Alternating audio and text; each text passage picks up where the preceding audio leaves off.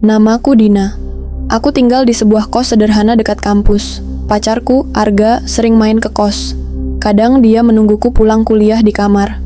Aku terbiasa melihatnya duduk di kursi kecil di sudut ruangan, memainkan ponselnya, atau sekadar rebahan di ranjang sambil bercanda.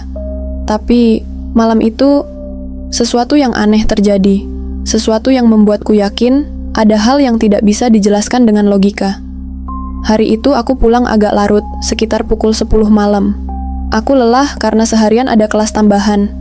Saat sampai di depan kamar kos, aku melihat lampu kamarku sudah menyala dari dalam.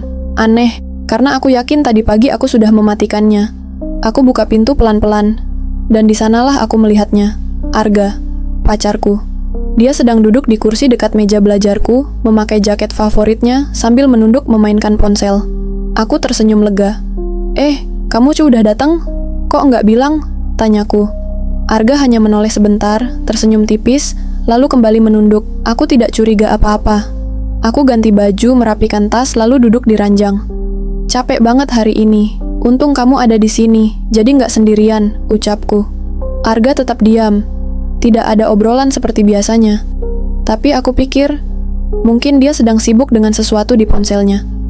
Sekitar 5 menit kemudian, aku baru sadar sesuatu yang janggal. Ponselnya bukan ponsel yang biasa dia pakai. Bentuknya berbeda. Model lama, jadul, dengan layar kecil. Aku jadi bingung, tapi mencoba menahan diri. Aku ambil HP-ku, berniat membuka chat. Saat kulihat notifikasi WhatsApp, ada pesan dari Arga. Sayang, aku udah sampai di kota tujuan. Baru check-in hotel. Lagi capek banget, mau istirahat ya? Jangan tidur malam-malam, tanganku gemetar. Aku langsung menatap kursi di sudut ruangan. Dia masih duduk di sana, masih menunduk menatap ponsel. Ponsel yang bukan miliknya. Aku memberanikan diri bicara pelan. Arga, kamu beneran Arga kan? Dia berhenti sejenak, lalu menoleh perlahan ke arahku. Tatapannya kosong. Senyum tipis itu masih sama. Tapi ada sesuatu yang sangat salah. Aku refleks berdiri, mundur ke arah pintu. Jantungku berdetak kencang. Dia kemudian berkata dengan suara datar, "Pelan, kenapa? Kamu takut?"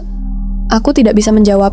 Suara itu memang suara Arga, tapi terdengar lebih berat, seperti ada gema aneh di dalamnya. Aku buru-buru meraih gagang pintu, tapi pintu seperti terkunci dari dalam. Aku panik, mencoba memutar berulang kali.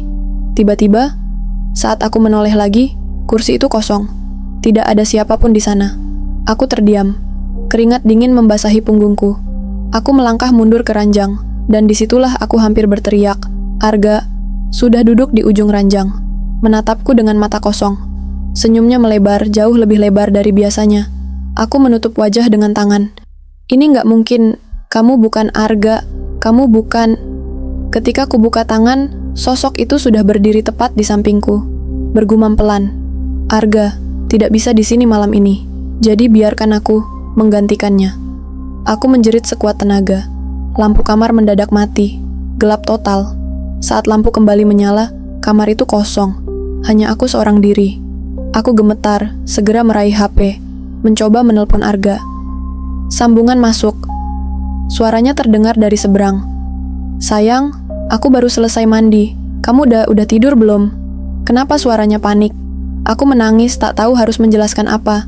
Hanya satu hal yang aku tahu. Malam itu aku tidak sendirian di kamar.